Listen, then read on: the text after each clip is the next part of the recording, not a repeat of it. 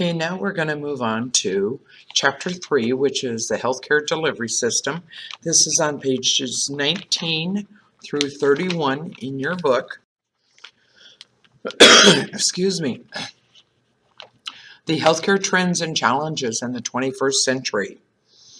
You know, there's an emphasis on wellness and individuals assuming more responsibility for their own health. Technology, of course, continues to influence healthcare. And then the other thing that we have to remember is the rising cost of healthcare are to be met by preventative care. And health education is an important aspect of healthcare. And also health maintenance organizations, or HMOs, provide managed care, emphasizing disease prevention and health promotion. You know, and the one thing that we have to remember, nowadays is our clients are becoming consumers of healthcare, and also they have to, be able to participate in preventive care, because preventive care can prevent health problems before they develop. And, so for us, the benefits of preventive care especially for infants, children, and adolescents needs to be strongly encouraged by the healthcare professionals. And of course, the benefits of remaining healthy are also extremely cost effective. So, there are so many different challenges in the 21st century that we're facing. And, the healthcare may involve discussion among healthcare practitioner, an insurance provider, and the client. And with the increasing challenges, it's not uncommon for unlicensed assistive personnel to be hired to administer nursing care. And as a result of financial constraints and the influence of managed care plans, clients may even be forced to have treatment outside a hospital. And of course, our clients are expected to actively participate in their choice of services, their choice of healthcare. So, sometimes our clients are referred to as clients. They can be referred to as patients. It just depends a lot of times on the organization that you work for as to how they refer to, our clients, whether they're clients or whether we regard them as our patients. So we have acute care and extended care facilities. Acute care facilities take care of clients with serious conditions or high level of acuity that are admitted for a short period. They include acute care hospitals, intensive care units, subacute care facilities or step-down units, whereas extended care facilities, these are clients who are discharged from acute care facilities that may be admitted for a longer period. They include skilled nursing facilities, which are 24-hour nursing care under the supervision of an RN. There's also intermediate care facilities, or an ICF. Those are 24-hour services from NAs under the supervision of LPNs with an RN as a consultant. And also we have inpatient rehab centers. Our healthcare settings and services, we have specialized hospitals. These facilities only admit one type of client for specific conditions. We have home health care. That's a service that's provided by acute care facilities or an agency that specializes in home health care. We have hospice, which specializes in the care of the terminally ill.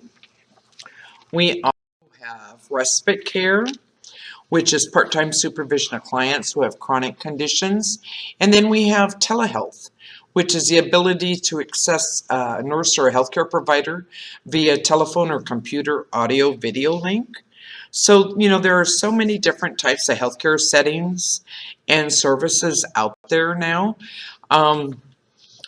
It just depends on the type of care that the client is looking for as to the type of services that are out there. We have our community health services, which is our public health service, immunizations, well baby checks, and treatment for specific diseases. We have community health clinics, low-cost healthcare services to the public, and we also have independent living facilities, such as stable home-like environments for the mentally challenged individuals.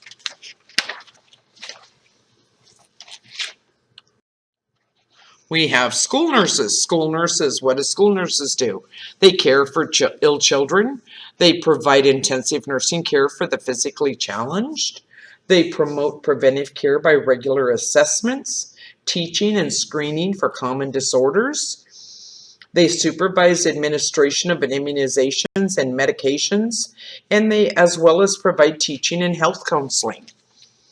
We have industrial nurses or occupational health nurse, which promotes health. They teach prevention of accidents, and they serve as a liaison between the industry and the Occupational Safety and Health Administration, or OSHA. And then we move on to the functions of the Joint Commission. And this is on page, let me find it here. It is on page 23 of your book. So, it's under hospital accreditation. The Joint Commission accredits a hospital or other healthcare facility. Accreditation implies that the facility has met rigid, minimal standards of service to the client and the community.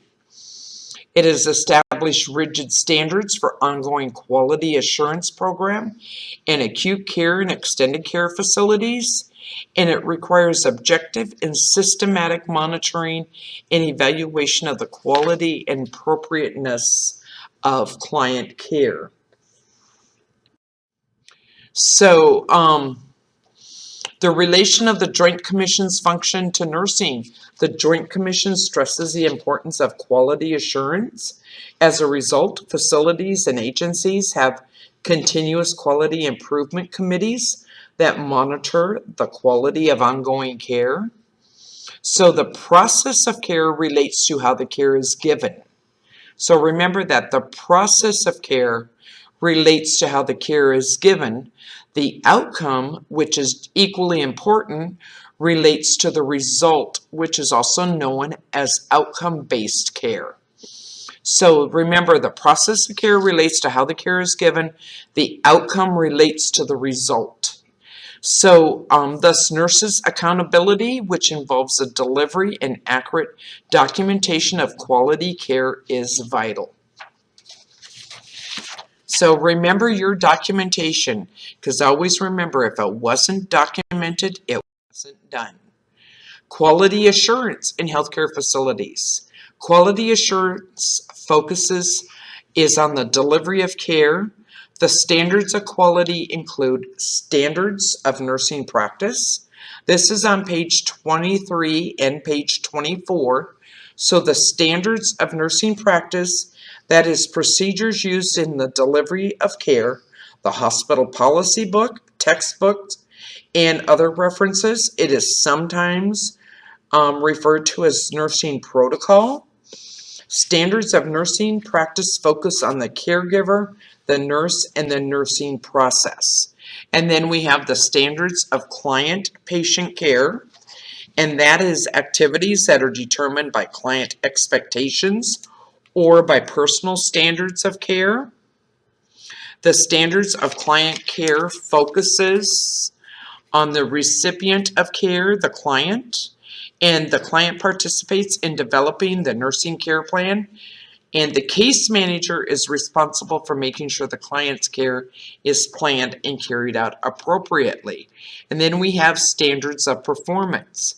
Standards of performance is how well the nurse performs as compared with a job description. So it's like, how well did you meet standards of performance as a nursing student will change as you progress through your program. And as you become more experienced, you will be expected to provide more complex nursing care. So the Nursing Audit Committee, or the CQI committee, evaluates care given to clients, and peer reviews allow nurses to constructively critique each other.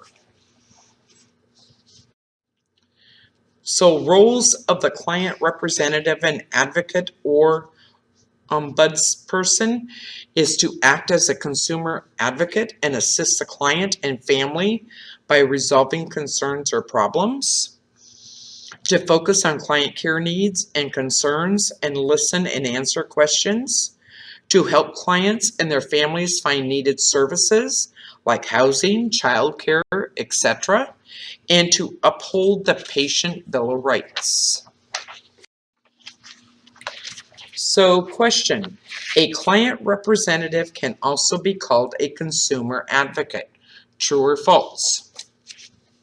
That is true because client representatives act as consumer advocates and assist the client and family by resolving concerns or problems. Hospital organizations and ownership. Numerous trained individuals work together in organized units. They can be government ownership, they can be a private ownership, propriety, investor owned or for profit, or they can be not for profit organizations. So, it just depends on, the organization itself as to who has ownership and funds, providing funding for these organizations. Methods of payments. We can have individual private insurance. We can have group insurance, fee for service plans. Health maintenance organizations have capitation fees. We have provider organizations or PPOs, and we also have point of service plans or POS. So, there are so many different ways that our healthcare is paid. There's of the payments regarding healthcare, and we also have prospective payments, which is a reimbursement system in which a predetermined amount is allocated for treating individuals with specific diagnoses. And then we also have our DRGs, or diagnosis-related groups. And the DRG system is a system of prospective payment based on medical diagnoses. So they predetermine a certain amount, and that is without consideration of the actual cost of providing care to the client. And it's all based on their diagnosis-related groups. We have complementary healthcare.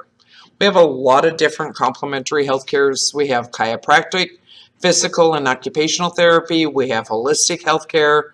We have herbalist and vibrational remedies, acupuncture, acupressure, relaxation and imagery, meditation, therapeutic touch. One of the ones that I do want to touch base on is imagery and relaxation. Just remember, imagery involves calling up mental pictures or events, usually after the client completely relaxes. Although the person can use any of their senses, the most common is visual imagery. And then, of course, meditation. Meditation consists of deep personal thought and breathing control. And then, of course, therapeutic touch is a specific non-invasive modality that does not require entering the body or puncturing the skin. Therapeutic touch actually grew out of the holistic healthcare movement. And then consumer fraud. As a result of misleading the public with sick cures, ill people run the risk of delaying vital treatment for diseases such as cancer and obesity until it's too late. An estimated $25 billion per year is spent on sure cures. Remember that number. An estimated $25 billion per year is spent on sure cures. The general public often cannot tell the difference between a true and false claim. As a nurse, you may encourage clients to find out all the facts before starting any untested healthcare measure. Okay, so now that I've concluded the lecture on chapters 1, 2, and 3, I'm going to go ahead and do just a quick review for your quiz that will be given next Wednesday. And I have on week 1 under the references on my IoT, I did post a Nursing 101 Quiz 1 study guide. So if you could use that study guide to kind of go through and just review the points that are on it and look for the information in your book. It is all located in the book. And if you have any questions whatsoever on it, shoot me a quick email at bolson@iot.edu,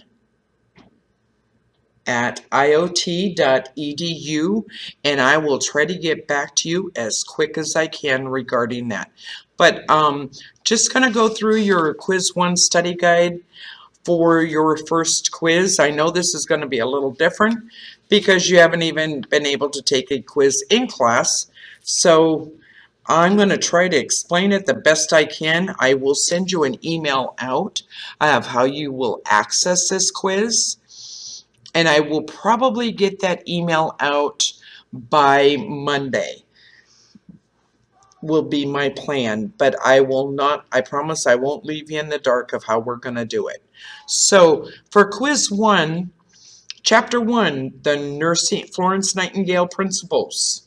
Just remember, to know which one of the Florence Nightingale principles are still practiced today. And the next one is the nursing programs established that were based on the Nightingale Plan. There were 3 nursing programs that were established based on the Nightingale Plan, and those are all located in Chapter 1. The Nightingale Nursing School Innovations is also in Chapter 1, as well as the significance of the Nightingale lamp. Also, Nightingale's interventions affecting the Crimean War, which interventions of Florence Nightingale's affected the Crimean War, and which was the first practical nursing school in the United States. And also, remember where I emphasized the impact of World War II on nursing, the impact of World War II on nursing versus the impact of the Korean War on nursing. And then also on page 6 of your book are trends that influence nursing in the 21st century. And those were, they're listed on page 6, kind of like towards the bottom left column and upper right column of page 6. And then what factors influence the need for community-based nursing care? Those were the social factors that I had talked about during the lecture on Chapter 1, are factors that influence the need for community-based nursing care. For Chapter 2, just go through the list of different types of client care for LPNs to be involved in. Know the definition of a mandatory license. Know the importance of nursing theories. And know the concept of the nursing theories for Florence Nightingale as well as Sister Callista Roy's. Know our nursing roles. We're advocates, we're teachers, we're communicators. Know the different nursing roles that we play as nurses.